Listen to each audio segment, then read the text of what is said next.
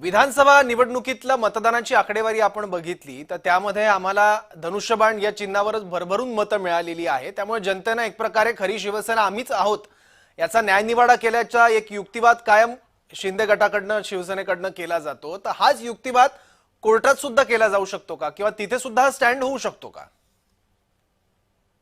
तेच आहे ना, म्हणजे कोर्टामध्ये काय निकाल लावला जातो त्याच्यावर डिपेंड आहे। आता समजा ज्या वेळेला शिवसेनेमध्ये फाटाफूट झाली 2022 मध्ये, हम्म जून 2022 मध्ये, त्यावेळेची परिस्थिती गृहीत धरायची की आता संख्याबळ किती आणि आता कोणाकडे किती आमदार आहेत आणि आता संघटना कोणाच्या ताब्यात आहे हे गृहीत धरायचं।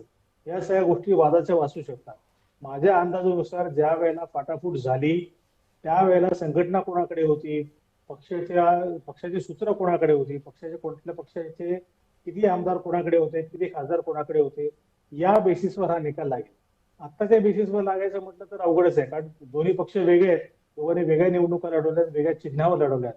त्यामुळे आत्ताच्या चिन्हावर लढवलेली निवडणूक जर गृहीत धरली तर पुन्हा लोकसभेला उद्धव ठाकरेंचे खासदार जास्त आहेत, विधानसभेला एकनाथ शिंदेचे आमदार जास्त आहेत, तिथे पण कॉन्फ्लिक्ट आहे।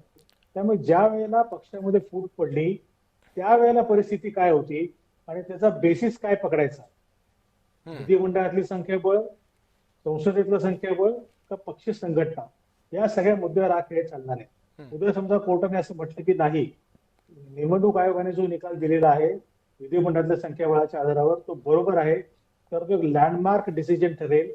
भारतामध्ये याच्या पुढे होणाऱ्या प्रत्येक पक्षामधली जी फाटाफूट असेल त्यासाठी हा महिलाचा दगड म्हणून गणला जाईल। शिवसेना वर्डिट म्हटलं जाईल त्याला, की शिवसेनेच्या केसमध्ये असं झालं त्यामुळे याच्या पुढे लागू होणार।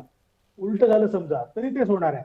शिवसेनेच्या बाबतीमध्ये जो काही निकाल लागेल तो याच्या पुढे राष्ट्रवादी काँग्रेसला सुद्धा लागू पडेल, कारण राष्ट्रवादी काँग्रेसची केस पण आहेच त्याच्यानंतर। त्यामुळे ह्या सगळ्या गोष्टी ज्या आहेत, तर शिवसेनेचा निकाल काय लागतोय याकडे फक्त महाराष्ट्राचं नव्हे तर देशभरातल्या सगळ्या राजकीय पक्षांचं लक्ष असणार। पण सर आता